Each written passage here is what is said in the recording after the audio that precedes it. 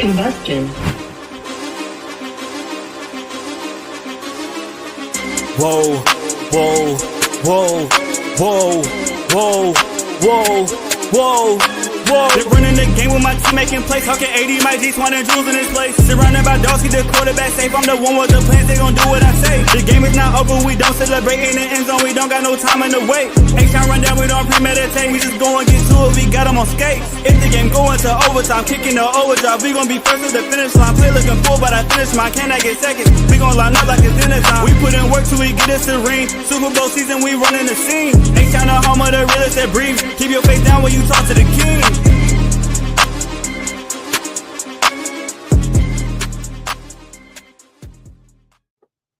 What up, y'all? Welcome back to another episode of the H-Town Rundown. This is your boy AD, and I got my co-hosts in the building. We got Jules at the bottom. We got Mike G in the corner. We got Auntie Swan in the corner.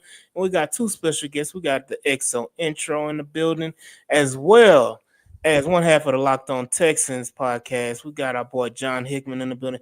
How's everybody's Wednesday evening doing? Doing well. It's going wonderful. Happy hump day. It's good for me, man. I'm glad to be on with y'all, man. We appreciate it. Blessed to have you on one half of the illustrious Locked On Texans podcast. 6 years in the game, right? 6 years on the Locked On. 6 years on Locked On. 9 years altogether. Man, then hey, hard work pays off. Hard work pays off. Definitely. Y'all already know why we're here, man. We're here to talk about the offensive line of the Houston Texans, the most polarizing position group that's been talked about this all season for the Houston Texans. And we're here to break it down even more. We had the other half of the Locked On Texans podcast last week with Big Sarge, and now we got the second half with John. And we're going to talk about this offensive line even more. The smarter minus the Laramie Tunsil talk. We've moved past the Laramie Tunsil talk. And we on to bigger and better things right now. And we got John and EXO in the building to help us break down and talk about the persons on the roster, as well as the prospects that the Texans could be targeting going forward in the draft. But overall, I'll start with John. What are your initial thoughts on the offseason that the Texans have had regarding, free agent pickups, re-signs on the offensive line? Yeah, I've said it all last year, so I can't change them now. I thought that the Houston Texans needed 3 new offensive linemen. And that's what they did. They got rid of Kenyon Green, and I really hope that young man can catch a wave up there in Philly, get coached up properly, and redeem his career. Moved on from Shaq Mason, and we're not going to talk about him, but traded Laramie Tunsil. So brought in Tomlinson, brought in Ingram, brought in Trent Brown last week, brought in Cam Robinson, 4 new bodies. And I think we're going to talk about the depth chart and how that looks right now for Houston, but I think for Houston right now, they're going for an attitude change, right? I think for people who have either played football or been around the atmosphere of good football, especially down here in Texas, attitude matters up front. Right. D'Amico Ryans hasn't really been shy about letting you know what he wants. And, at the combine, I believe, he mentioned he wants the nastiness on that offensive line. And then a few days later, the Houston Texans trade Laramie Tunsil. So I looked at some of the guys that they brought in. Do they got a mean streak in them? And if so, maybe not a real mean streak, but is it meaner than what the Houston Texans had last year and was it in a price range that they could afford? It's all about attitude change, I think, for Houston right now. It's all about getting guys in that are just not as laid back. And I see the comments all the time. Laramie Tunsil and Titus Howard worrying about their Gucci shopping cart and stuff like that. And as a bigger guy, let me just say it ain't nothing wrong with dressing good, man. Hey. But I think maybe that spilled over into how they played in terms of what D'Amico was looking for and what they were not providing on the field. Laramie is a great player, great pass blocker, just wasn't there in the run game. And also you look at the fact that, they had, I think, the most expensive offensive line last year. By far. And all that payola ain't get them nothing. No extra streams, no plays in the club. They didn't shoot up to number 1, so they paid all that money essentially for no reason. And I think Nick Caserio, D'Amico Ryans, especially bringing in or elevating Cole Popovich, they may just all had a conversation and said, Cole, can you fix some of these guys? And if we bring some low value guys in, can you get the most out of them? Can you do what you've seen done under Coach Dante in New England? He probably said, yeah. And that's the route that they're going to save money, prepare for the future with guys with big extensions coming up. And so I'm okay with it. Now, I will say they moved on from Larry Tunsil. They ain't brought in a player to be able to replicate what Laramie can do yet. Right. And the hope is, can he coach up Cam Robinson? Can he coach up Blake Fisher at tackle? Like, that's the hope. But let's not get it twisted. It ain't a Laramie Tunsil in that room right now. No. Could this be an addition by subtraction? Could this be, because I said it last night on the Stressings podcast that the Texans played like 5 individuals on that offensive line. Right. And they did not play as a unit. And that is the biggest key when you talk about offensive line play is how they move as a unit. And that right there, I think that if you bring in lesser talented guys, because I think that was the biggest narrative that people kept saying, oh, the line is ass, the offensive line is ass, they trash this and that. The talent was there, and I was like, it's not the talent. Laremy Tunsil, extremely talented. Yeah. Titus Howard, talented. Kenyon Green for what? First round pick. All of the trash that he's received, Kenyon Green is a super talented player. He couldn't put it together while he was with Houston, but he's a super talented player. Shaq Mason was a talent because he was an all-pro, Pro Bowl guard before coming to Houston. You had the talent there. Juice Scruggs was a second-round pick. Talented. You had the talent on the roster, but you just didn't have the cohesiveness, and you didn't have those guys play as a unit. And I don't know what it was. I don't know if it was what's the coach name? Bobby Sawyer. No, not Slowett.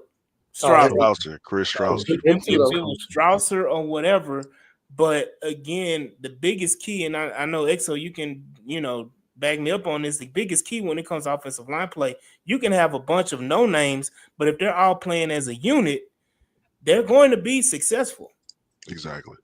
And also with Cole Popovich and Nick Haley, their O-line philosophies merged together. Now with Bobby and the other guy, Chris Schuster, they taught 2 different types of O-line on offense schemes. So it seemed like they butted heads and couldn't never go on the same page. For me, that's also why it made sense to say, let's go ahead and keep Cole and elevate him. Like, for one, I was like, you know what? He was part of that room last year. But you do research, you discover more, you learn more, and you learn, like Strausser's heart wasn't in it, man. And it bled over to the team. And so philosophies matter. Cohesiveness matters with the coaching staff just as much as it does with the players. And me being a former offensive lineman, and by no means that I play at a super high level, wasn't one of those guys, but understanding that we all have a job, but up front, that job needs to look the same. You got to move the same. You got to have the same type of direction and intensity. And so I think Cole and Kaylee are going to simplify things up front for Houston, and that's going to allow for some of these guys to just thrive. Not a lot of thinking involved, and hopefully we'll see a much better offensive line in 2025. Yeah, in coaching Pop Warner in high school and middle school ball, the O-line, when they hold hands until they get to the line, because that's how community they have to be. Y'all know it. Them 8th graders and 5th graders come out there, they hold their hands and they like, okay, we good. You got your spot, I got my spot. They work as a team. And that's the 80 point last few minutes ago. It was 5 individuals. Yeah, I think that's the perfect way to put it. And 5 individuals trying to figure out and not having great coaching on both levels, on the O-line coach and the OC. So I don't see that, like I said, the talent level is dropped a little bit because there is no hey, they want to pay me, I can snap it, buddy. Don't play with me. It's 375 over here. Look, one thing I just wanted to add Do you think on they'll to start it a little bonding bit. together more so now, because his thing is nobody is uber talented. We all need each other. So remember when CJ was having the guys over and everything for dinner and so forth? Maybe now they can do that. And bond, because let's face it, no one person is super talented. It's gonna be all of us. So well, I don't want to get the narrative that these guys are not talented. No. What I mean is, okay, elite. Yeah, let me say it that way. But when I say elite talent, and when we talk about Tonsil, he is what he is. Right. So no one is on that level. Correct. Whereas we all are good and we all can play as a unit. And let's go back to the year before the rookie season. Even though CJ had sacks, it wasn't the same way. And the effort of the makeshift online seemed to attempt to play as a unit. And on short notice, because we got down to third and fourth guys. So I want to get to Exo's addition to the commentary, but Brandon put a comment. He said Commanders had an O-line that was part of a top 6 offense, and no one can name any of them. They had the worst O-line. They had one of the worst O-lines coming in because folks were like, okay, what are you going to do there? He's going to be running for his life. I only know one of them because I tried to recruit him at U of H. Well, I recruited his brother. I didn't get him. You talking about this? Yeah. Nah, but the comment I wanted to add to both John and AD's point about the 5 individuals and just the different mentality going into the offensive line room is one of the things that we picked up on when we had those brief shows with Steven Nelson. And you can take it as a grain of salt, or you could take it as scripture if you want to. It just provides us some more information about what was going behind the scenes. Now, one of the things he brought up, or he noted, that I kind of stuck with, was the fact that about the little things, the details, and how it was carried out throughout the practice. He said that D'Amico is a very detail-oriented person. He's a very schematic person, and he's a person that coaches the little things. And when he and the defense got reprimanded, that was one thing. But when it came to offense, D'Amico was a little bit more laid back and just let Bobby do his thing. And so when you could take that and let's add it to a 10,000 point of view for it. Playing offensive line, you have to be very meticulous. You have to be very detail oriented, and you have to have the proper blocking way to achieve your goal of pushing another man. You have limits. You have limits on your body, that being its size, strength. But if you have the proper technique and you take the proper tools and strategy, you can move another man in the proper way in unison with 5 guys. The issue, what I was seeing, what everybody sees, is it looked like you had 5 people not knowing what they were supposed to be doing. Right. Can I curse on this? Hell yeah, motherfucker. And so with that, I don't know what the fuck to do. That's what it looked like 5 guys not know what the fuck to do. Right. And even Sarge, I brought it up, like when he talked to Shaq Mason on I forgot what game it was, is that he asked a couple of the he asked a couple of the O-line, hey, what was y'all supposed to be doing on that play, or it looked like y'all was off. He said verbatim, Shaq said, left side knew what they was doing, right side we didn't get the right call. So you had half of your line not knowing what the hell they were doing, and the other half knowing what they're doing and not doing it well. That comes down to coaching, and that comes down to being prepared. Whose job is to be prepared? You got your OC and you got your O-line coach. When people bring up Chris Strausser and they talked about him, you talked about a coach who was circling the drain, who was 1 foot out the door. You know what happens when you have a coach with 1 foot out the door? You get sloppy and you get people not being all the way to the level they need to be through week in and week out. I'm not going to care about TT's twist for this specific team if I know I'm 1 week out the door. I'm not going to care about proper gap links, gap integrity gap links if I know, hey, I'm already trying to plan my trip to Cancun. So you had a coach that wasn't fully bought in versus the other coaches that were fully bought in, and you can see it in play. And you've seen it week in and week out with just the lack of physical play and just the mental errors across the line and even in the offense. So I just wanted to add that 2 cents of like we saw the issues with the O lineman as going out through the week, and hopefully with this regime change and this clearinghouse, that it sends a message to a Titus Howard, it sends a message to a Blake Fisher, it sends a message to a Juice Scruggs, it sends a message to the entire O line room that hey, we're not taking this shit no more moving forward. This is a new day and age in the O line room. This is a new day and age in this offense because if you're not, we're going to ship you out. You know, AD knows a lot about music, loves music. We've talked about music. Y'all ever heard a song with great artists on there and the song ain't good? And then you find out it was just send me the beat. Send me the beat. They wasn't in the studio working. Right. Compared to when you get some great artists in the studio to put together music, and when you finally get it, it's like, God damn, they put their whole damn foot in that damn song. So, like, I think that's how we can classify Houston last year. Great talent in Larry Tunsil, no doubt about it. Good talent and Titus Howard, Kenny Green, and all of the guys that was up there. But they didn't have a Quincy Jones. They didn't have a Timbaland. They didn't have a Kanye. They didn't have, any of the great producers. It was just, hey, send me the beat. And you're not gonna win like that. You're not gonna put out good music like that consistently, and you're not gonna win consistently like that. No, absolutely. I just got one comment. I don't know, XO and John. Do y'all remember the boy drills? I don't know if y'all is where man was made, man. I may be a little bit too old for that. But no, it's where man was made. Boys was laid, man were made. You guys, what was y'all favorite drill? Explain the boy drill. Oh, when you had the boys, you had for us, we had 5. I think it was. There's it the wasn't 2x4s. there's Yeah, the it was some twos, there's single threes, flat. and there's the 5s. The single board drill is you have your defensive lineman in front of you about 3 to 4 yards off the ball, and you have you on the line of scrimmage. The coach will signal at a point in time or signify, hey, we're on 1, we're on 2, 1, 3, and it's literally big on big ball, power on power ball. Who's better? I'm going to impose my fucking will on you. I'm going to make you my bitch. I'm not gonna lie to you.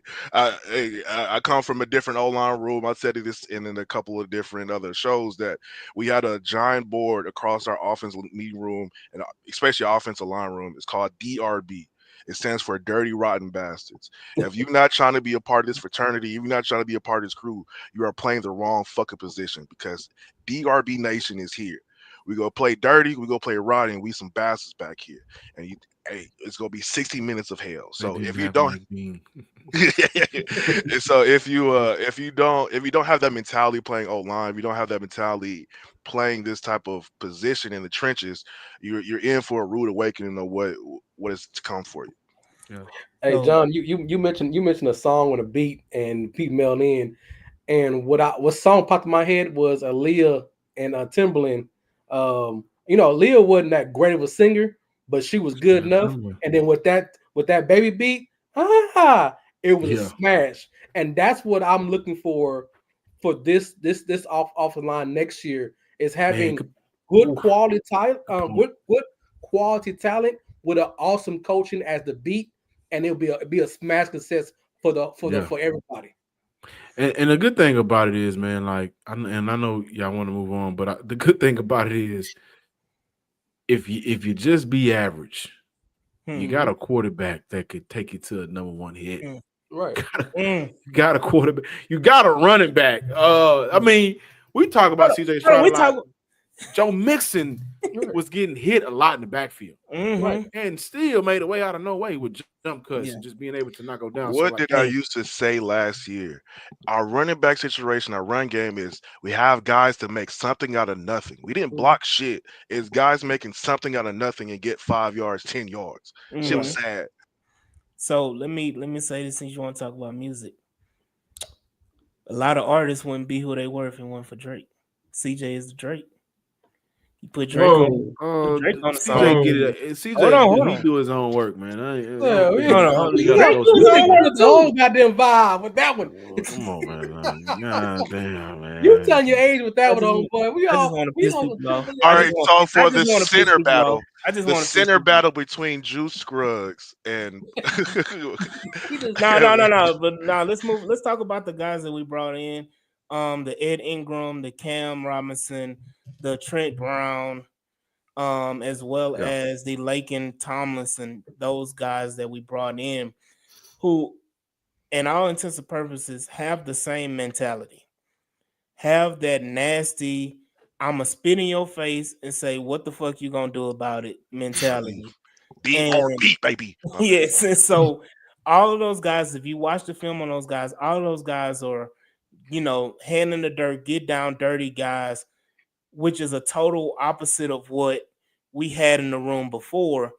And the mentality is changing. And I think that it was said before, I think Sarge said it last week, that D'Amico Ryans came in and he wanted to change the mentality on the whole team, but he specifically started on defense.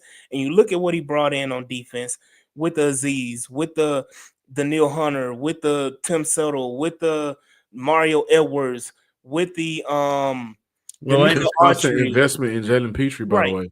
Petrie, all his positioning of Petrie, Kalen Bullock and Kamari Lassiter, drafting those guys, and the attitudes that they bring on defense, the mentality was changed on how they play defense. Now it's a time for you to make that mentality change on offense.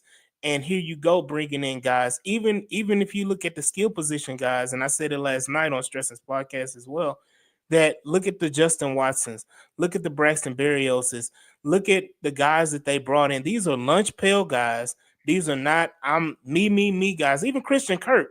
These are lunch pail guys that they brought in that have a different mentality, that you're changing the mentality in whole and totality on offense.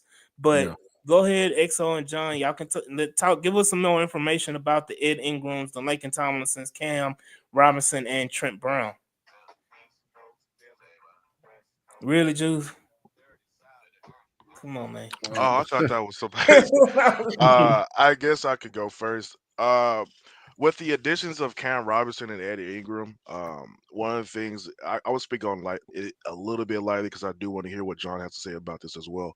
One of the big things it kind of rung to me is we changing we changing the mentality of the offensive line, and two, we changing the playing style of the offensive line as well.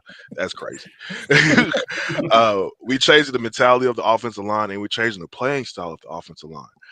It's making me feel like we're not going to be as like of a wide zone type of offense where we're expecting our O line to hit the edges, trying to get into space, get the angles and stuff like that, and we're going more of into a power gap scheme type of line where we want maulers, we want guys to assert their will.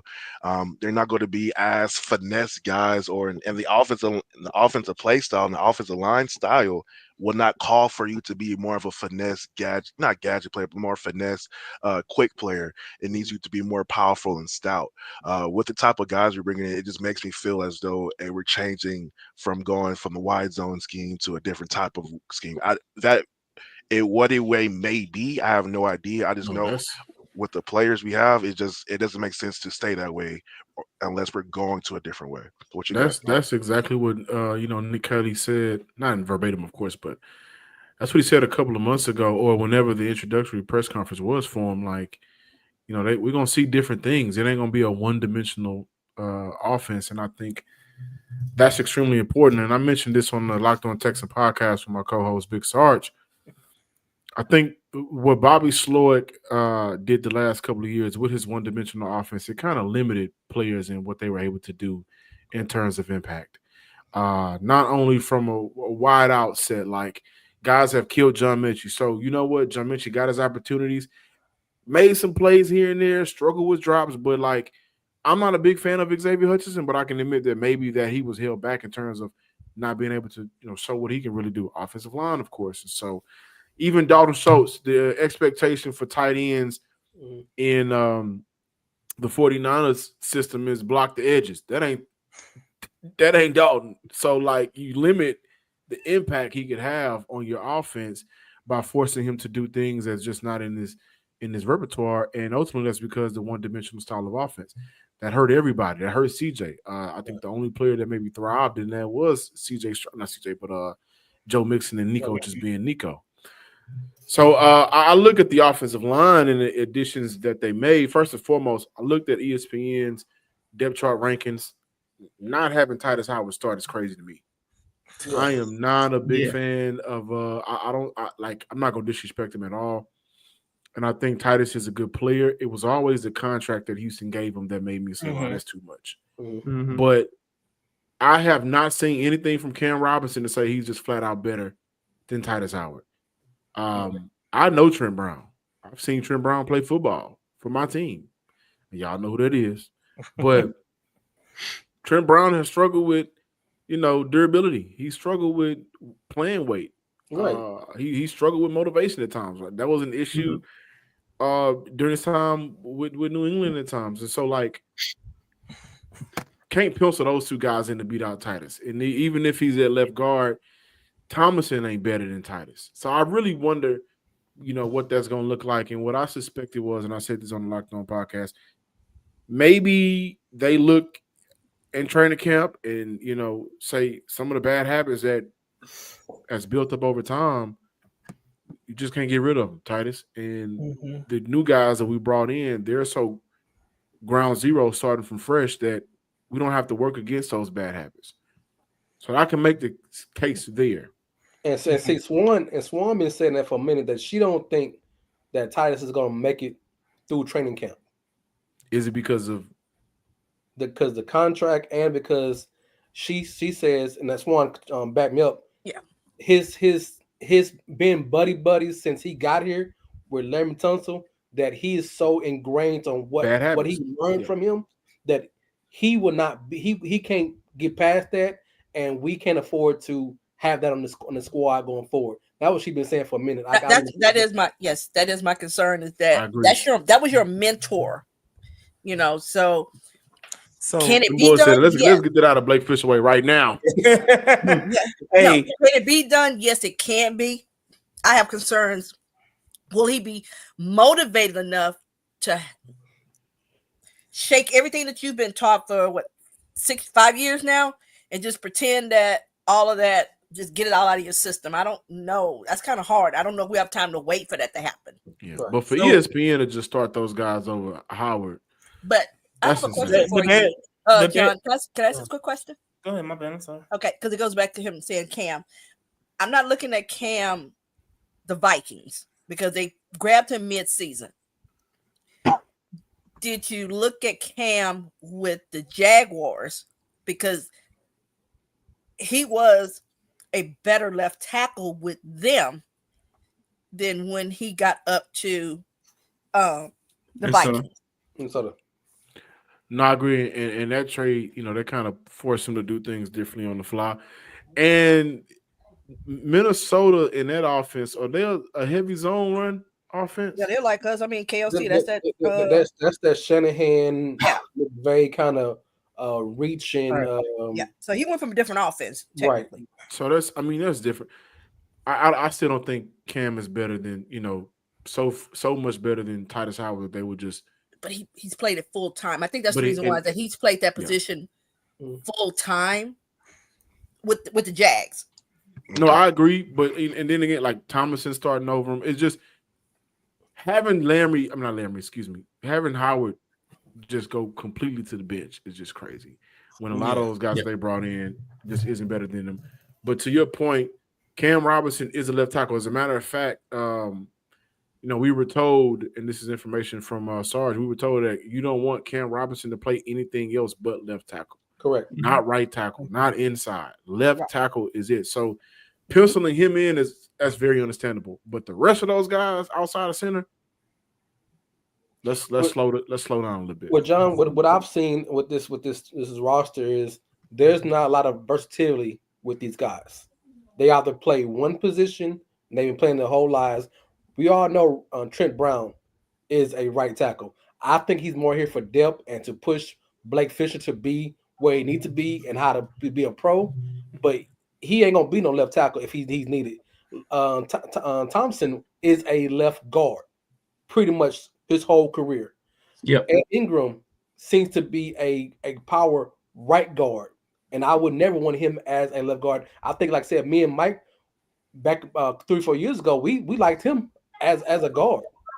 Come out at LSU, but I think he's a strong right guard. So I think they are getting these guys into certain positions, and I think Titus Howard has not found a true position, and it's none fault of his own. He's been a great team first guy, but to put him into anywhere right now, that's the question I think everybody's asking. You pay this man extra money, you void out his contract. Now you keep paying tackles. Yeah. So what are you gonna do with him? So the quick thing on Titus and my comments on Titus is Titus is a go with the win type of guy. Titus Team guy. He's a team guy. He's a team guy. He does whatever is needed. And I think shout out to Bear that he made the comment on a space in the group chat that if you look at Titus and his success and failure, it kind of goes hand in hand with Tunsil. When Tunsil's best season with the Texans, coincidentally, was Titus Howard's best season with the Texans. 22, 23? Yeah, the last year, Davis Mills last year. 23. Yes. Those, yes. When they both played tackle, that was Titus Howard's best year. He was playing right tackle, and Laremy Tunsil's best year, and he was playing left tackle as a Houston Texan. And that was a payday year for him too, right? Payday year for both of them. Yeah, because they both got extensions that year, that offseason, if I'm not mistaken. So that to me, it's bad to say, but Titus is more of a follower than he is a leader. I think that's unfair. I say that because I only say that because we got to give him a shot to be that. Mm-hmm. Like, since Laremy has been a Houston Texan, he's been the quote unquote leader of that line. And for majority of his time in Houston, it didn't really matter who was the leader because the team was bad and they had turmoil. So you got a rookie in Titus Howard coming in who's been left guard, right tackle, left tackle, everything but center. I do think fairness is needed. And like, okay, let's give him a shot to do something. Now, the shot is this year though, and when I say this year, if they look at the training camp and preseason, and this is the year he got to play in the preseason, like this ain't one of them years you can just And if it ain't there, it ain't there, and I think that's understandable. But to John's point, and I want to elaborate that we always say we want team first guys. So now you got a team first guy, and you want to use that against him. I think that's wrong.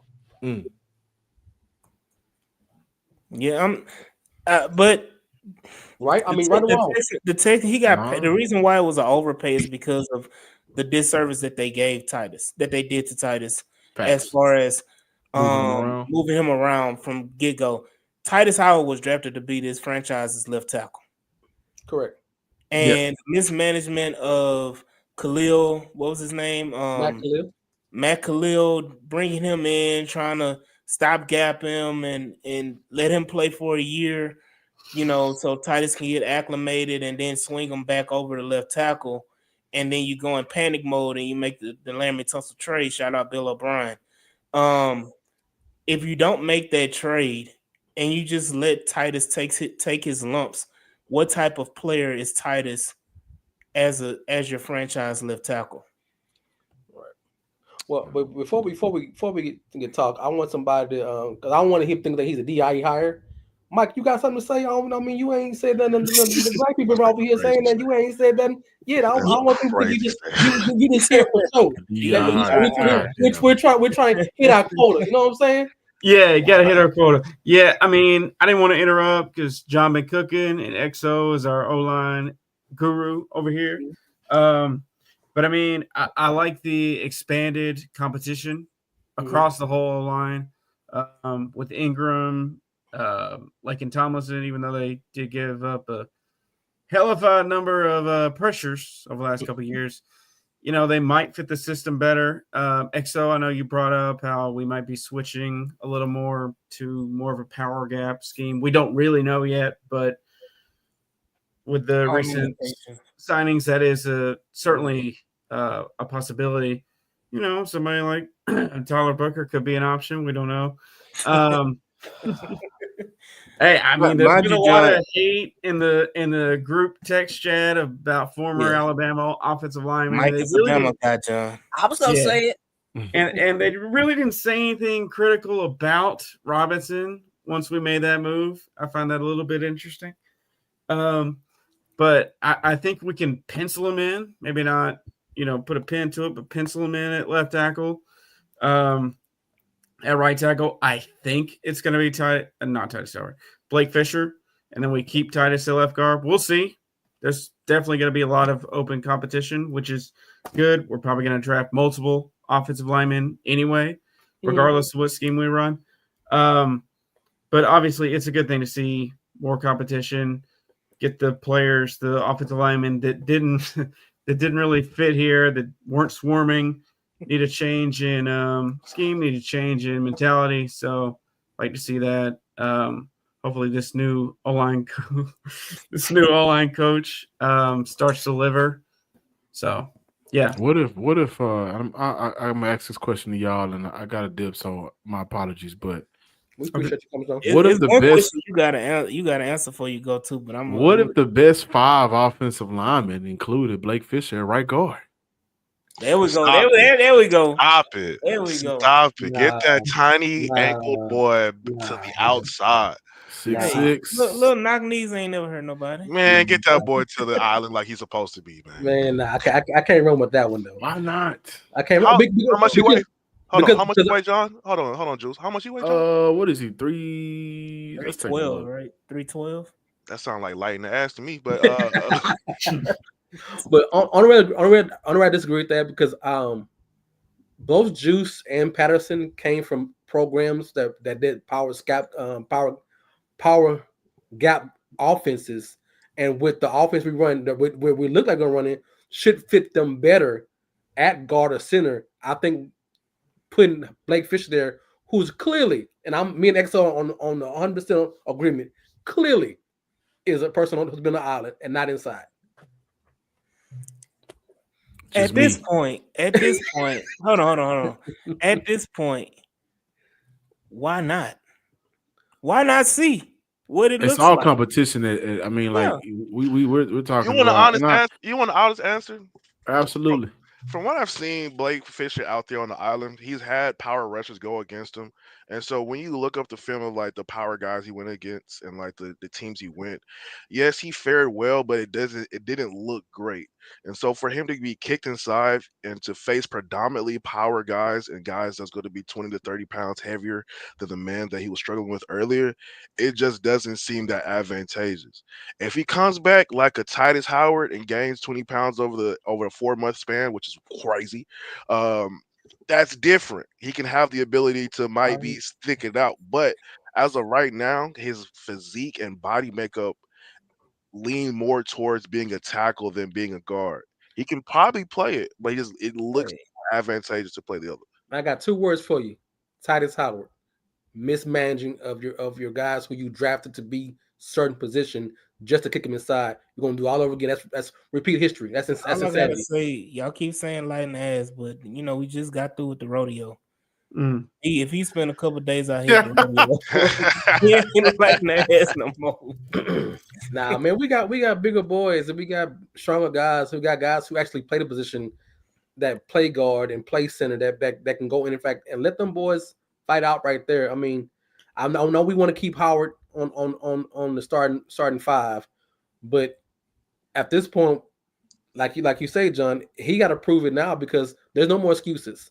And the Texans have mismanaged him. He fallen out behind Tunsil. At this point, it ain't no one can save him but himself. And whatever he plays, where he plays, because clearly he ain't gonna be here next year. One of the things I'm thinking about is All right, what I guess might happen is he's already not penciled in, but he's already regarded as a tackle. It's up to Blake Fisher to lose, Right. to not start, and for Titus to start. If Blake Fisher is Or Trent fine, Brown. all right. Because Oh yeah, Trent Brown Blake played Fisher or right Trent tackle. Brown. If either of those two don't hold up well in camp and in preseason, they're going to kick Titus to right tackle and then figure out guard via draft and via the guys we have in. If Blake Fisher and Trent Brown are serviceable, then they're going to kick Titus Howard inside and then go from there. That's my guess of like what's going to Hey, happen. And first of Trent all, Brown and Trent hold Brown on. is here. Let me Go ahead. let me address this comment. Killer Cal, the fact that you bringing up goddamn Burns barbecue of all the barbecue in Houston, Texas, you want to bring up Burns? Burns? All right, go Nah, ahead, Jules. but I But think because I In the know John Kroger. gotta go. You're right. And go ahead, John. they in Kroger, man. No, Burns. I got to blast y'all, but let me just say this, man. Thank y'all for having me on, man. I appreciate it. Absolutely, Hosting me John. and the hospitality. I don't know who y'all believe in on the other side of life, but I pray y'all continue to prosper and grow, man. Amen. Absolutely. Most Hey, definitely John, appreciate it. let everybody know where we can find you. AD, we gotta hit. We know we got the spot. We gotta go hit Mm-hmm. Roy. Okay, all right. Hey, Yeah. hey, hey, hey, Hey, hey, hey, hey, I'm hey. I'm off. I'm off. So hit the line. I'll pop up. I'm Got off too, homeboy. I'm off until Yeah, hit Tuesday. me up too. Where we You going? nobody, none of y'all MFers are driving all the way to Umber. I'm sorry, y'all not. I won't Hey, done no, all. no, Okay, well no. that's true. I'm Hey, not. but John, low key, I do want to hit you up because I do want to talk O-line stuff with you. But I will try to follow you on this account, and so we could talk a little bit about it. Bet, Yeah, hit me me up. too. I'm always down to get Hey, school, talk, the whole nine, man. and I appreciate it, big where dog. can we find you on the daily, John? And where can we find you on the socials? Um, Daily and socials, John_Hickman12 on social, on Twitter. Of course, the Locked On Texan podcast. You can follow us at Locked On Texas and like, subscribe, and comment. We really appreciate it. Absolutely. Shout out to John Hickman, y'all. We appreciate you, brother, for coming in. And y'all go ahead and check him out. Locked On Texan Podcast, him and Big Sarge every Appreciate day, you. Monday through Friday. Sure. Appreciate it. Appreciate you, man. Appreciate you. Absolutely. Yes. No, we're not putting Trent Brown at right guard. Who, God who damn, who suggested the hell that? putting this shit up in here? That's a crazy statement. We had a whole bunch of holes in it though. A whole bunch of hoes. I'm like, Wang ho, hung ho, yo, you ho, fat ho, that ho over there. The house was But in this bitch. Okay, AD got the house in this bitch. Okay, boy.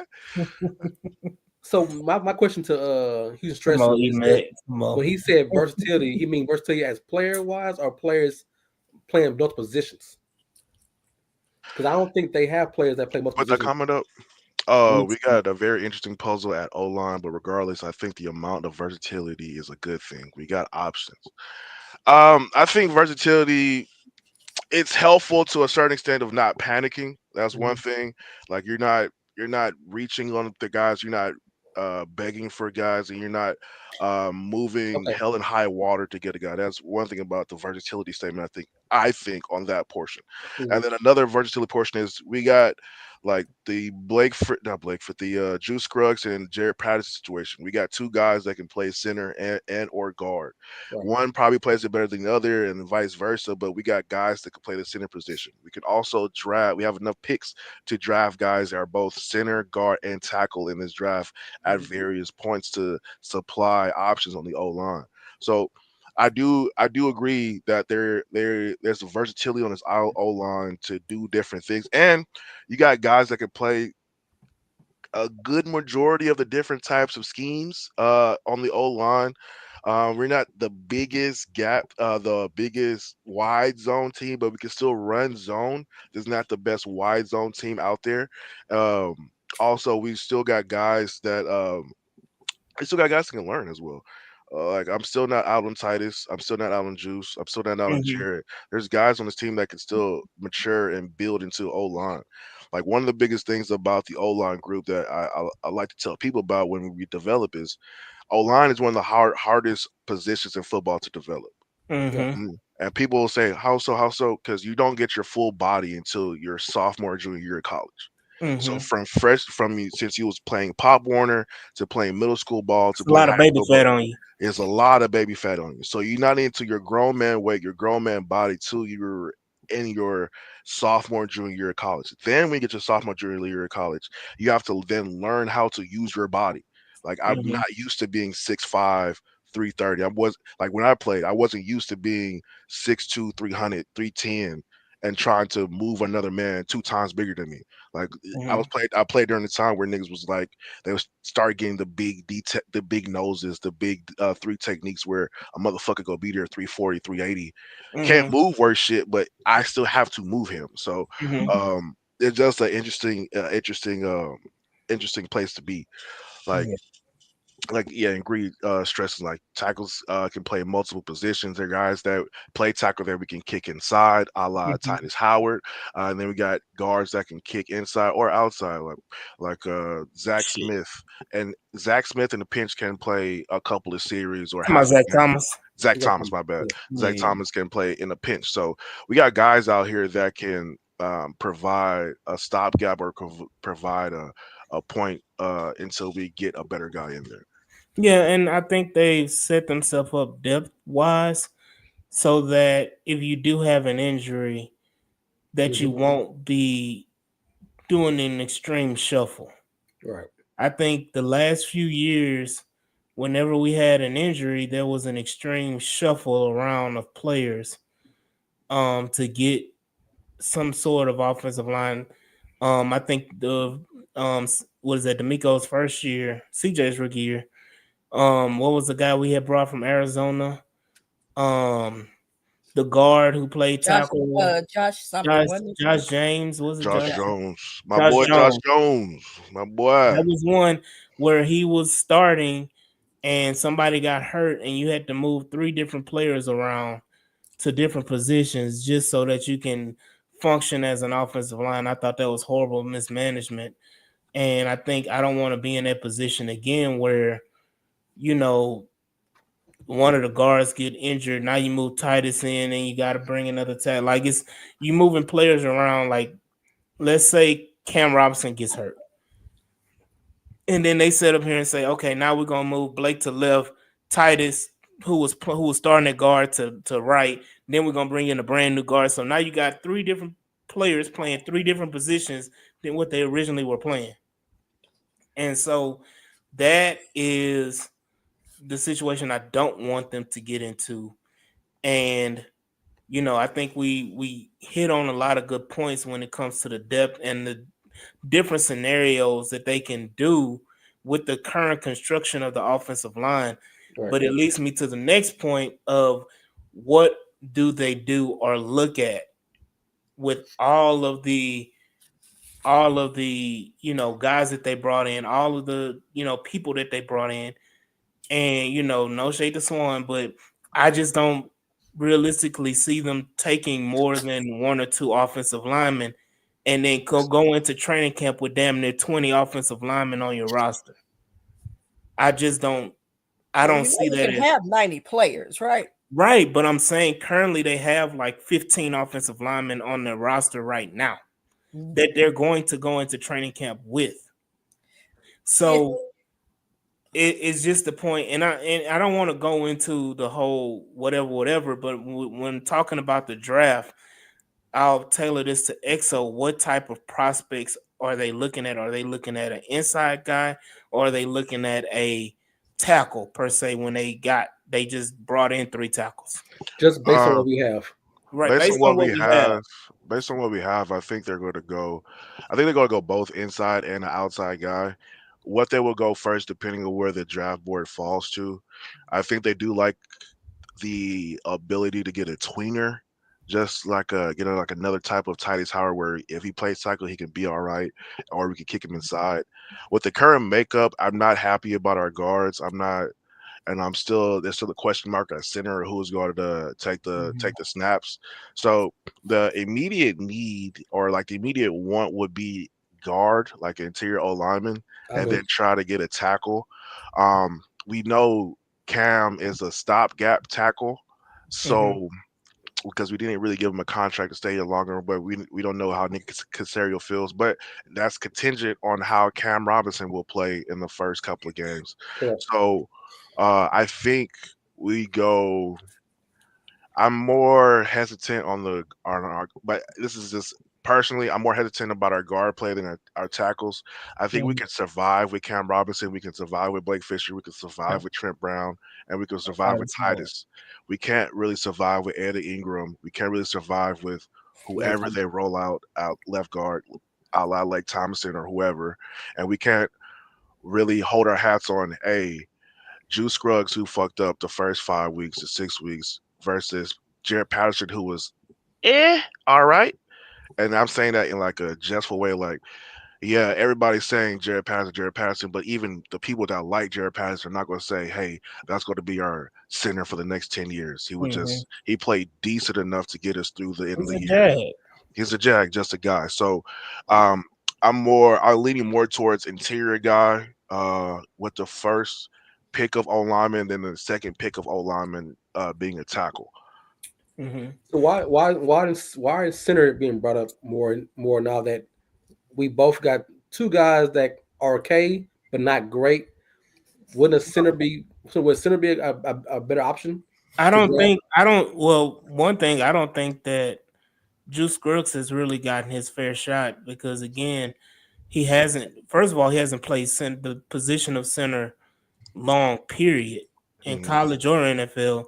And last year was his first, I harp on it with different fans, like they want to shit on Juice. Last year was his first season playing center. This is his second season in the NFL, but it was his first season playing center. So that is a transition, especially when you came in playing guard.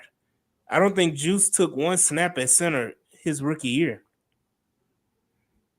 Go back and check it. I think he did. Go back and check it. I'll look it up. Remember Michael Dieter? Oh no! I blocked that out of my memory. That never happened. He was never on this team. Remember, Juice was hurt at the beginning of the season. Yes, I do remember. And the starter was Michael. Because we kept speculating, when is Juice going to be ready? Right, and the starter was Jared. They started Jared Patterson. Then Jared Patterson got hurt, and Michael Dieter took over. Right, and Michael Dieter finished the season as the center. Okay. Juice Scruggs did not play center. I think he eventually played, but I could be wrong. Hold on. Okay, let me finish mine. We'll go Swan, then we go Mike, then AD. So, but my thing, I'm gonna piggyback on EXO, and I agree with EXO 100%. I think we have 4 strong tackles that can play in the pinch. I wouldn't say strong. Viable. Serviceable. Viable. Is viable a better word for y'all? Viable. And I think the immediate need, as you said, was guard, because a powerful guard with great qualities and strength can come in here and automatically surpass Lake Thompson and Ingram if they just come out better play.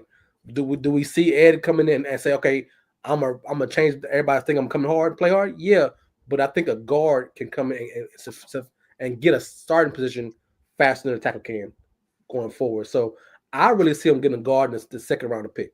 I don't see him going guard first round. Let me say this. I mean, it depends on the board. Let me say this, because it's coming. I gotta address it. Then we go Swan. This is they had 5'10", 240 left tackles back in 1965. When you were starting at left tackle. So I don't think you were going. You remember the Titans. That movie, was based off of what Killer Cal was going through the segregation mode and all that. So look, I think at that time he was a midget. Right. So you met him in real life? No, I'm saying the way he's. No, I'm saying is a 5'10" left tackle. That's a midget. Was he playing with Cal Jesus McNair? Christ. Jesus Christ, but let my boy Cal live. That is a midget for O lineman. I'm sorry. Right. Nah, man. You see them all the time on the high school level. We see that on the high school level all the time. You can't. That's how to know a good coach is to know a good high school coach because you have no way to choose your players unless you're Exactly. Let a me big say name this: school. those of you who have met me in person know how short I am. You're a I dwarf. started. You're a I dwarf. why you got why you Go ahead, AD. want us to get booted off of YouTube? Why I started at guard and I played damn well. Right. I wasn't no auditioner, but I played well. All right, go ahead, Swan. What do you see with the roster as currently constructed? What do you see in the draft policy? Depending upon how the board falls, if the receivers are there, I think they take a receiver. Okay. If not, I could see them, like you say, looking for that versatility. Because I know we hate that word, but I can see it. Maybe what's his name? Zabel, because he can play in and out. I know Donovan Jackson would probably be considered high, but his pro day may pump him up a little bit. So Bel Air, baby. Bel Air. Huh? Bel Air, baby. There you go. So to me, it really depends. If the receivers are there, I feel like a receiver. If not, then it's O-line. I think it would be one that is versatile that can kick in. I mean, out, but kick in if necessary. And you wouldn't mind a tackle or a guard be on the bench for a while until you're on the stripes instead of going for an impact player early in the first round. No, that'd be stupid. My bad. No. Like if I he's said, not starting no. His thing is, early, if the blue chip player is there, and this goes back to drafts that we've had, Caceres found gems, but we've also had guys that we have waited to come along and have it, and that window of doing that we don't have. So my thing is, if a blue chip guy is there, take him. To add on to what you're saying, and like you don't even have to get into that point. Like D'Amico and Nick have both came out saying, if we're picking in the first round, that player is starting. If we're picking in the second and third round, that player is going to start at some point in time in the season. And if you're picking in the fourth through seventh, that player will contribute at some point in time. They have said this time and time over the last 2 years. My first rounders are going to start immediately. My second through third rounders or second through fourth rounders, they're going to come in at some point in time during the year. And then my fourth through seventh, at some point in time, you're going to get on the field. I don't know when, but at some point in time, you will get on the field. So if we're picking somebody in the first round, best believe that fucker's going to start. And so here's the other thing is, as much as most folks love Titus and some of the other guys, keep in mind, Kaylee is a part of this decision making as far as his input on what he needs for his offense. So he may look at certain traits in these guys, these old linemen or wide receiver, no matter what it is, and sit back and say, that guy, I can plug him in right now. He can do this. And they'll take him. And that guy's going to be starting. Because he knows in his mind what he thinks this offense can be. Because remember, he's assessing. Remember, he said he's not going to put any square pegs in round holes. So he's assessed the team already on offense. Because we done got rid of some linemen and so forth. You brought in Christian Kirk. So you have an idea kind of what he's going to attempt to do. Somewhat. We don't know all of it. So he needs more pieces. Because so you on that point, what you're saying that he's assessed his team. Ain't that why they signed out Ken Robinson to be your left tackle? Right, because he saw what he did. Like I said, and go back and watch the Jaguars what Cam Robinson was doing with the Jaguars. I'm not ignoring what happened with the Vikings, but I know mid-season and different scheme. He was bad. But if I go back and look at him with the Jaguars, he was good. And it's not even about being bad. He's a middle of the pack tackle, and that's what we need. We need a middle of the pack tackle. and we got a middle of the pack. He's not great. He's not the worst. He Is he a just middle of the all pack right. because of who the coaching was, who the quarterback was, who were the Just his wide play style. receivers, who Not was just the his play running back? style. What I'm he's saying been is, middle of the pack for years. Like he's right? just What a I'm middle of saying the is, pack guy. how do Like we it's know not what? bad. Hold on, Swan. Like it's not bad. I'm saying he's a middle of the pack guy because we started the conversation or the podcast with we're not going to replace the Laramie Tunsil. And so Mhm. with not replacing Laramie Tunsil, who the next up is you're just a middle of the pack guy. That's not a slight. That means the top 15, the bottom 15, you're in that middle chunk of like, you're cool. You're not the greatest. You're not a top 10. Oh We're no, not saying, we're not saying Cam Robinson the top 10 tackle, but we said Larry Tunsil was the top 10 tackle. We're not calling Cam Robinson a bottom 10 tackle. He's just it could be. I mean, top 15, 12, whatever. Because to me, I'm getting more than just a pass. I mean, a pass protector. I'm mhm. also getting a guy who can be a mauler Yeah. and Uh, should be. he Hold needs up. to work on. He need to work on his hands. For this is me watching his He's film. willing to get to the second level. I'll put it that Mhm. way. Yeah, he's a willing old lineman, and that's what is a difference in what Right. we had from the left tackle beforehand, who was just a finesse guy. Right. Like, hey, if I get my hands on it, and if I get by you, that's all I really need to do in the running game.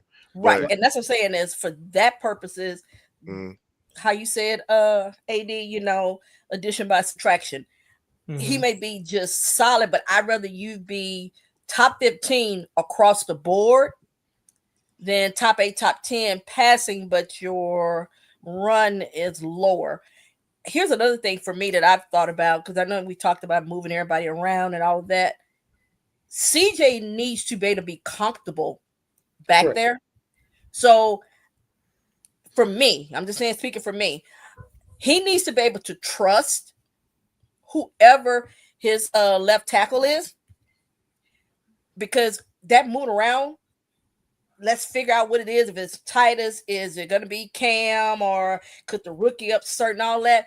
You don't get that many practices because all of them don't do all that. You don't to put on pads. Let's just put it that way. You only have so many padded practices. And then they're not going to play too much in the preseason. They've got to get that continuity, but CJ has to be comfortable because we need to make sure his mechanics are back where they need to. He's not rushing, you're not. I saw that, and I need that gone. So again, if we go back and look at it, CJ being rushed came from pressure up the middle. And I think that's the point that you're making. And I think it kind of doesn't tie into when we're talking about the tackle because on the tackle, whether it was Titus or Blake Fisher, and of course, Lemmy Tunsil, those three guys playing tackle did not give up the pressures Right, that caused CJ to kind of right. move But I'm around saying or is, do whatever. And I got one comment that I want to what address. I'm saying is, I got why I two things to say make. that is when Tonsil was back there, you didn't think about it at all. You with me? Mm-hmm. CJ knew that was taken care of. But you didn't think about it from either side though, Swan, is what I'm saying. Well, I got 2 points. One point is Cam Robinson. Trust me, I'm not pumping Cam Robinson more than what he is. Cam Robinson had five coaches since he's been drafted, four Mhm. alone in Jacksonville. So there was never a system given. Continuity. like Yeah. like Titus. Right. So there's never been a type where he knew what he's every season he was going to type this type of offense going forward. And my second thing is with CJ. CJ needs to trust the offensive system as a whole because if you go to his Ohio State days and college days, those tackles and left tackles and guards they switch every year anyway. So Yeah. when he was good for two years when he had two different tackles on each side because they got drafted early and often in Ohio State. So it wasn't the fact that he needed to trust the players; he has to trust the system. If he trusts the Mhm. system, GJ will be good. Yeah. So and it's hard to trust the system when you're getting constant pressure in your face. Right. Right. Second thing I want to address is Mike talking about he's not middle of the pack. Again, I will say this. You can say what you want to say about Cam Robinson. Cam Robinson has played in 101 games. Cam Robinson has also started 101 games. Cam Robinson has also played left tackle 101 games. So if he wasn't middle of the pack, or if he was as bad as you want to paint him out to be, RG Mike, he would not be anywhere in the league playing. He wouldn't have played 101 games. And you can say what you want to say about Jacksonville. Jacksonville has had high pick after high pick after high pick. If Cam Robinson wasn't that guy, they would have taken another left tackle. Yeah. While he was there and moved on from him. They wouldn't have signed him to an extension. He wouldn't have, all of these things would have changed, especially after them taking Trevor Lawrence. Yeah. No, you're speaking facts, and I appreciate you defending those Bama offensive linemen, you know. and honestly, and you know, if Cam Robinson plays well and takes CJ on the same level as he needs to be comfortable, he might be brought back. Yeah, he fuck no. I'm not about to just speak in fantasy like that. He's serviceable. He is serviceable, guys. I get that. But if he's that serviceable and he's playing to a level where you need to, why would you change that? Why would you change it? You get better. If you know, guys, he's all right. But hey, guys, we survived. We got it. Hold on. Oh, my bad. Go ahead. Hold on. Pause. Calm down, brother. Calm down. Hold on. Pause real quick. So we just the point. Hold on. Just the comment that we made when John Hickman was on. If you telling me that I can get a serviceable lineman that will play as a unit with the other four guys, rather than get a guy who's better but plays like an individual and disjoints the unity and the togetherness of the other four offensive linemen, which one am I taking? I'm going to take the one that is helping my line be consistent and you got the cohesiveness. That's kind of what those contending teams do, minus the Eagles. They're the only, unicorn. They got 5 guys down the line and they constantly keep doing it. Other than that, everybody else don't have perfect guys. And that was one of the things that up until this year, and I think everybody would have been in that situation with the Eagles, but what Andy had put together prior to that is guys who played well together. Did a couple wind up being all pros and so forth? Yes, but they first had to learn to play as a unit. Because when they got their butts beat in that Bucks Super Bowl, he did the same thing. He made a makeshift O-line and it just clicked because one of them guys was a 6th rounder. I know Jawan Taylor was a guy. Yeah. Jawan Taylor came from where? Jags. And got 2 Super Bowls. Am I lying? No, but I'm saying, but he came from the Jags. With Taylor?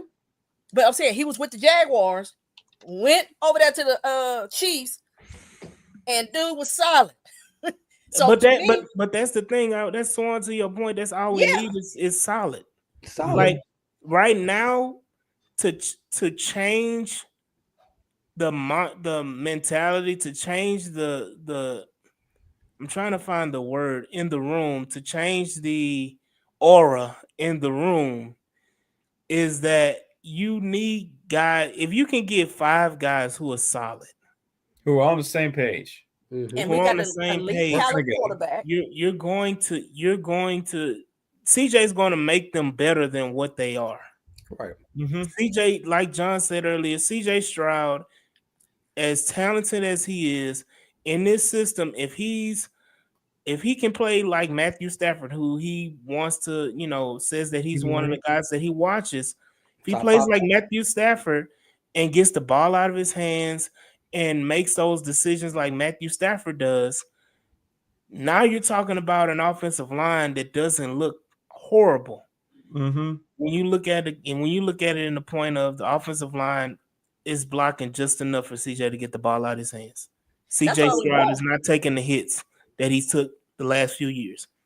And especially, and I think the point of the addition by subtraction comment that I made earlier is that if you can reinforce the interior of your offensive line and say we have lesser talent at tackle, specifically left tackle, but now our interior is solidified, whether it be a combination of Juice Scruggs, Titus Howard, Jared Patterson, or a draft pick on the interior. Now you significantly have upgraded your interior, and like Swan brought up with the Chiefs, you look at the Chiefs, their interior was elite, and you had a lot of questions on the outside.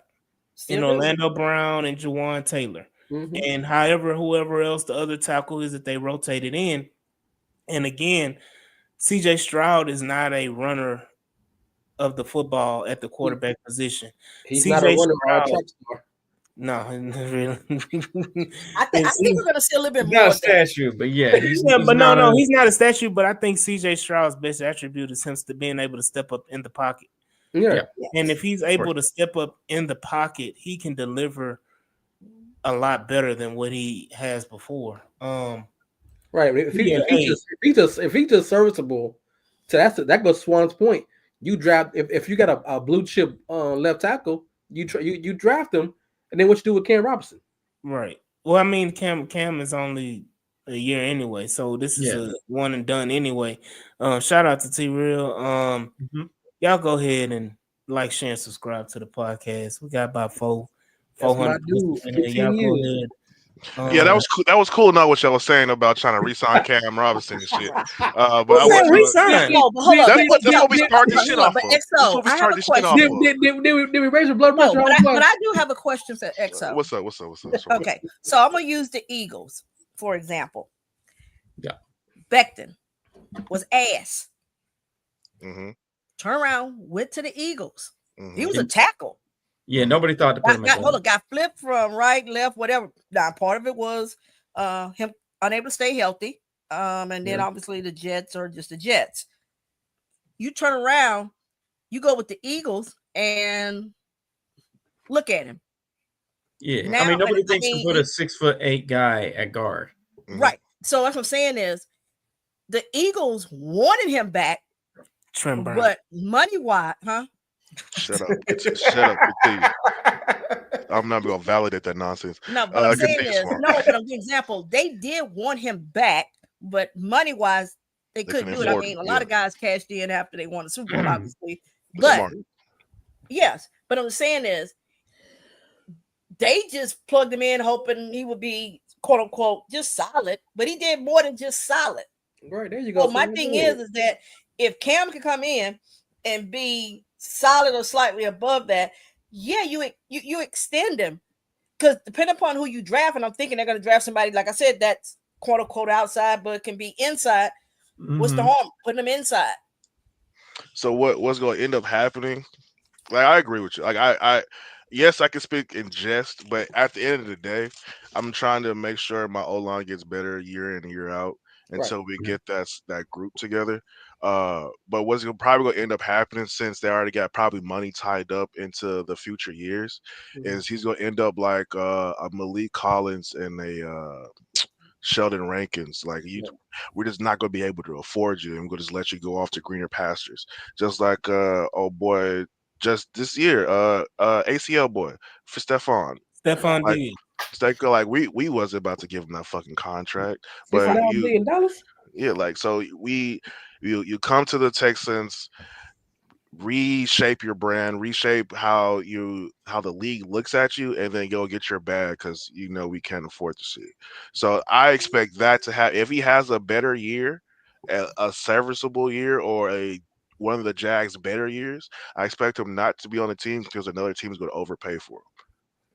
Or we may keep him because if he turns out to be a good leader and it keeps it solid, they may just keep that one. Now, Tomlinson or maybe some other guys they can let go, because more than likely you're going to have more interior type guys.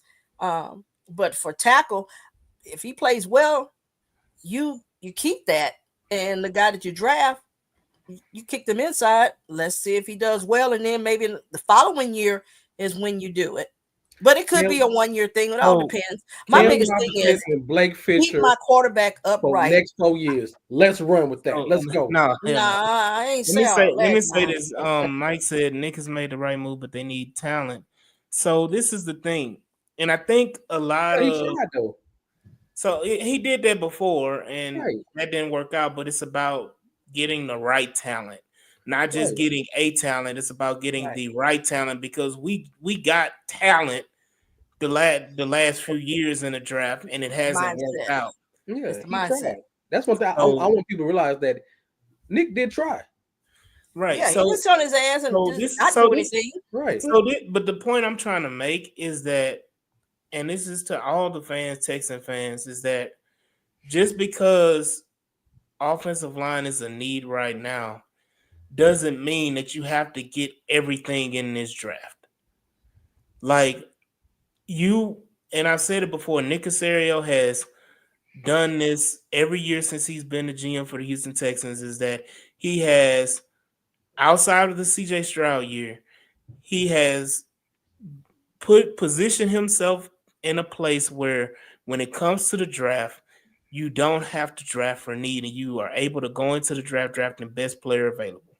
Mm-hmm. Right now, I don't envision the Texans saying we need a guard, we need a tackle, we need this, and we need a center, and we're just going to take them all this year and not look into the future. Whereas my point is, take a guard, take a guard, take a late round tackle, or take a tackle and take a late round guard, a project guy that you probably can work with.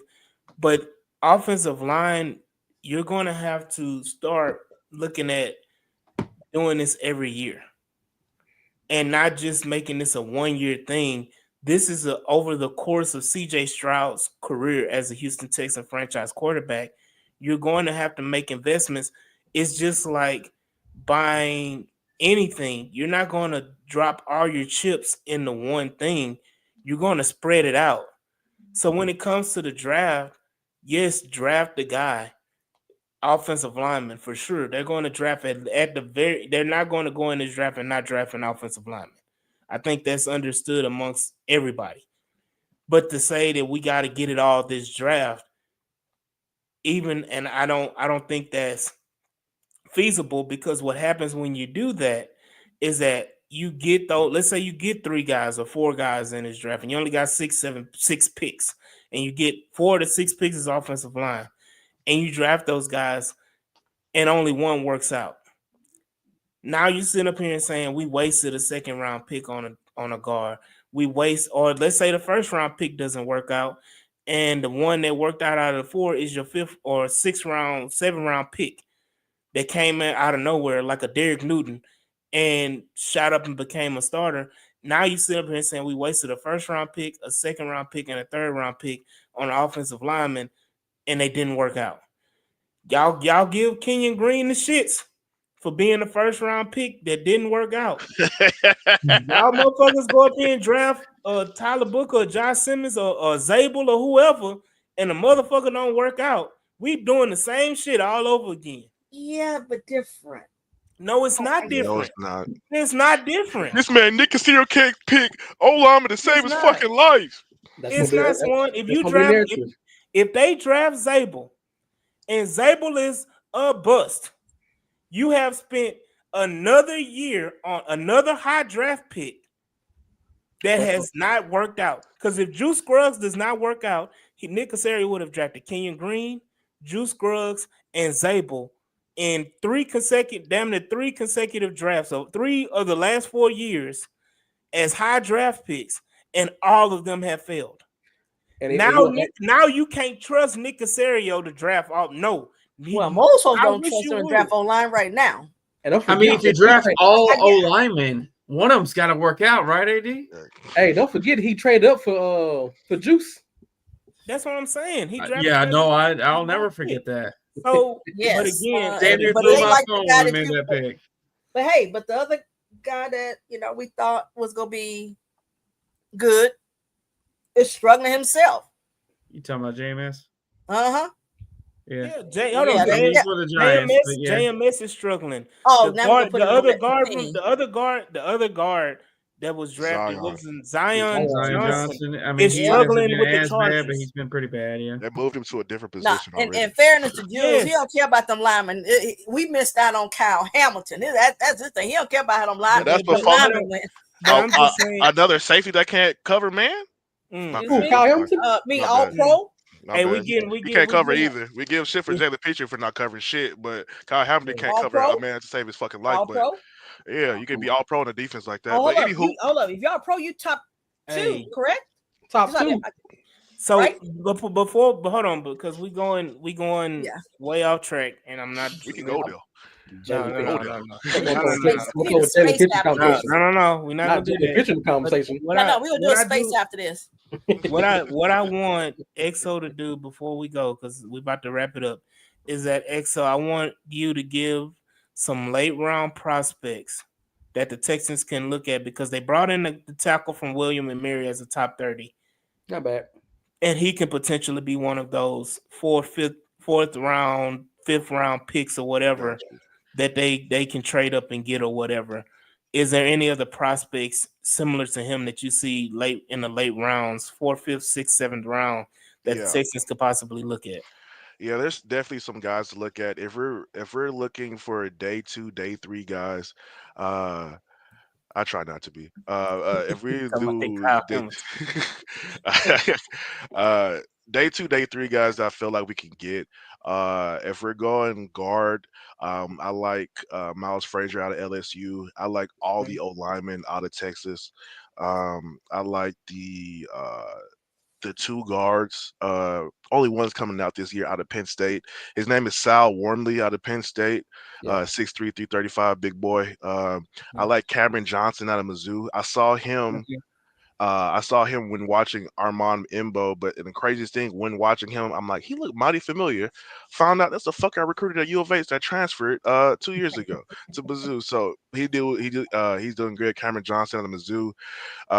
Jared Wilson, the center from Georgia, he's great.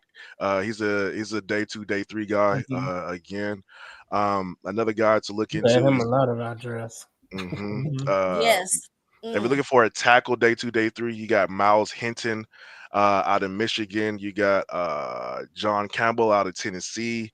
You got Jack Nielsen out of Wisconsin. You got Arante Ursay out of Minnesota. He's a day 3 guy, day 2 guy. You got JC Davis out of Illinois. He's a nice guy that people haven't really talked about. Some other guards. You got obviously Greg Zabel, but he's a day 1, day 2 guy. Janori Reed out of Syracuse is good. Tyler Cooper out of Minnesota is good. Jonah Monahan out of USC is a good center. Eli Cox is another good center. He's at Kentucky. Another good center is Joy Mikowski out of Oklahoma State. He's a good center. And then some other guards I like is Javante Spraggins out of Tennessee. He's a nasty boy. And Torselli. Go ahead. What about Clay Webb, Sacramento State, and Yeah, that's Slater? another.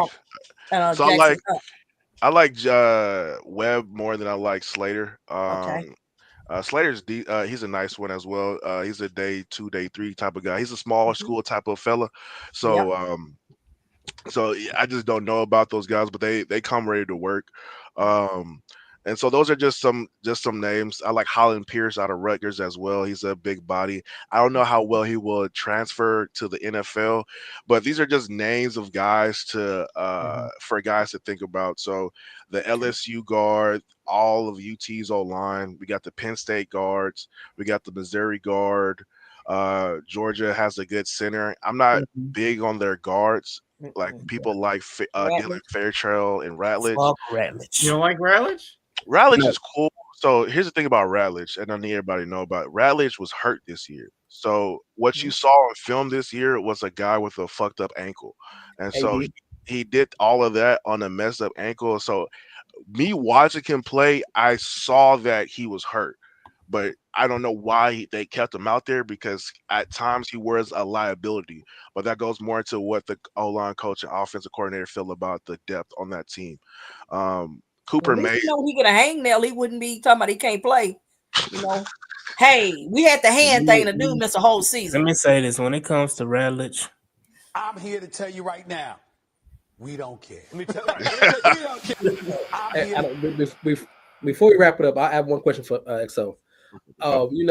There's been conversations about Will Campbell and tackles who've been tackles in college that are looked at as guards now because of short arms or strength. Can you elaborate what that next level looks like? So why are NFL scouts are making assessments about guys who play left tackle their whole career or tackle their whole career, but they might translate better as guard? Can you give us Okay. information about that? Yeah, I could give it just a little bit. The reason why they bring up like the arm length and stuff, and then the hands, like I'm not big on the hand size thing. That's more of like a grip, and that's if you have a gripping type of offensive line play where you want to just grab and lock on, that's more of like a high school college thing. You can't really get away with that much in the NFL unless you got a defensive player that's just not going to knock your hands off. Mm-hmm. Uh, but for the long arm things, it's like you're facing the best of the best. Like regardless of the situation, you're facing some of the guys that are the 1% of the 1% of guys that ever play football, and so when you're going against some of the best of the best, you don't want to have that many big of liabilities. So like Mm-hmm. for Will Campbell, his biggest knock is that he has shorter arms than what most other O linemen. You can kind of get by that. You just have to play with a different technique. So keep it as simple as best. Like if you're playing a Miles Garrett, you're playing a Max Crosby, they can get their hands on you before you can get their hands on them. Because they have great length. They just And they got and they bend. Got they you. got great bend and they got great length. And Mm-hmm. so when you're thinking about that with playing a tackle, you just gotta understand like, hey, you're going against a longer edge rush. You're going against a longer player, so you have to play it differently. You gotta jump him. You gotta knock his hands out. You gotta superset him and then come back into a pass set so you can just work around that. And so when you when you're just thinking about drafting a guy, you got to see does his play outweigh his physical Abilities. limitations or abilities. That's a case in point with Tank. Tank is that your prototypical wide receiver, but his skill set overarches his physical limitations.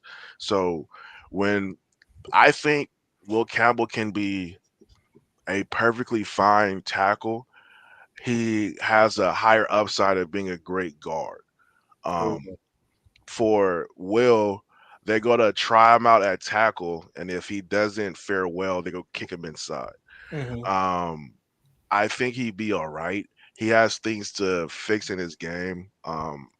Like a lot of these old linemen got things to fix in this game because they were the best guys in their school and they were the best guys in their conference, and so they didn't face a lot of competition where they had to adjust their game for the overall skill being Mm-hmm. talent being roles.